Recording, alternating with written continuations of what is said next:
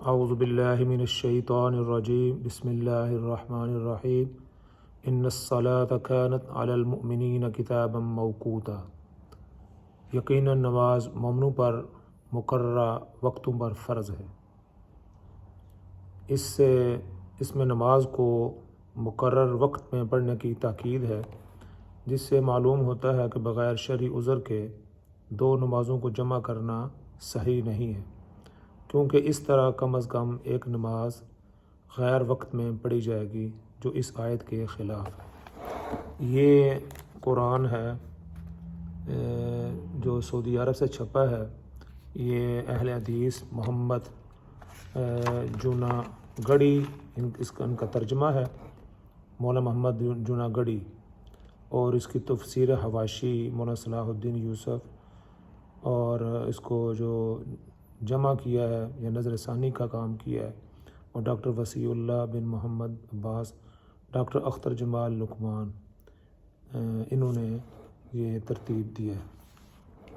تو یہ سعودی عرب سے چھپا ہے اور یہ اہل حدیث حضرات کا اس کا ترجمہ ہے۔ یہ میں نے اس لیے ذکر کیا ہے کہ آج کل یہ رواج عام ہوتا جا رہا ہے کہ نمازوں کو اکٹھا کر کے پڑھا جا رہا ہے۔ تو اس آیت کی روشنی میں وہ اہل حدیث عالم کہتے ہیں کہ اس میں اگر دو نمازوں کو ایک وقت میں پڑھا جائے گا تو کم از کم ایک نماز غیر وقت میں پڑھی جائے گی جو اس آیت کے خلاف ہے۔ اسی طرح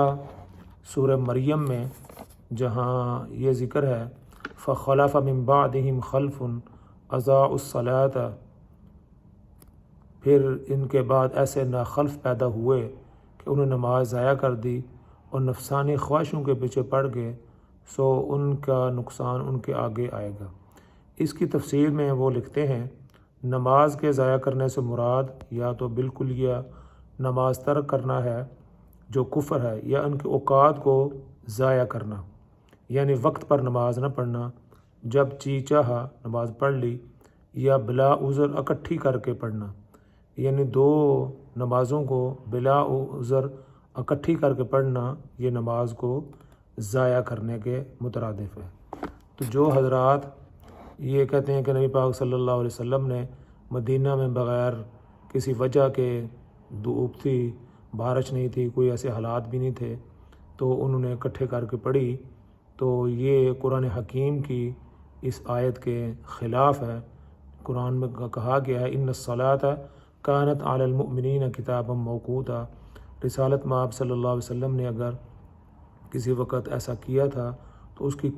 کوئی وجوہات ہو سکتی ہیں جو ہم تک نہیں پہنچی۔ ہمارے لیے جو سب سے پہلی چیز ہے وہ قرآن حکیم ہے۔ قرآن کا یہ ارشاد ہے ان الصلاۃ